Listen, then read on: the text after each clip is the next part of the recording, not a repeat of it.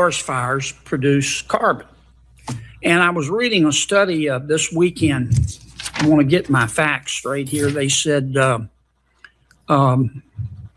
carbon released by these naturally occurring forest fires in boreal forests, nobody lives there. Let's see. Wildfires in the boreal forests in North America and Eurasia in 1 year, 2021, released double the amount of all global CO2 produced in 2001. And 3 times as much as the Inflation Reduction Act is projected to reduce by 2030. My point is, the Inflation Reduction Act is going to end up costing about $1.2 trillion. Presumably, there are estimates about how much carbon it will reduce by 2030. American people are going to spend a lot of money, $1.2 trillion. For what? The carbon released by naturally occurring boreal forest fires in 2001 is 3 times the amount we'll save by asking the American people to spend $1.2 trillion of their money on the Inflation Reduction Act.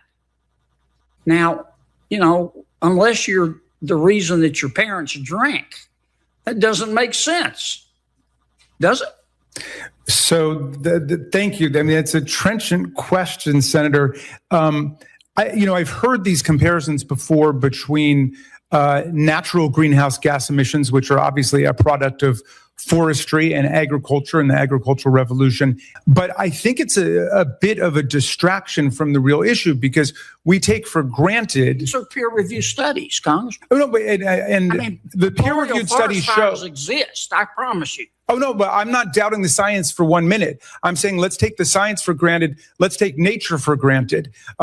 Thank God that we have forests and we have greenhouse gas emissions that come from agriculture and so on. All of that is something that we take for granted.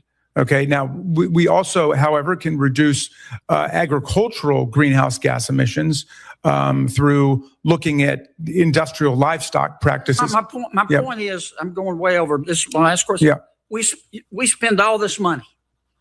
Okay, it's going to cost America about $1 trillion a year to make us carbon neutral by 2050. Yes.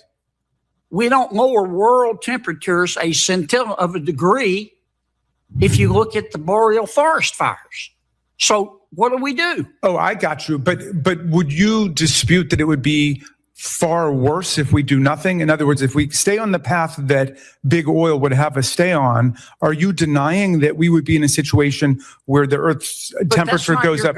That's not your goal in trying to make us carbon neutral. Is to be it's a zero-sum game. Your goal is not to make it better. Your point is, as I understand it, that the world will end if we don't achieve the carbon neutrality. Right. We want to prevent calamity. We want to make our one planetary habitat as livable as possible, right?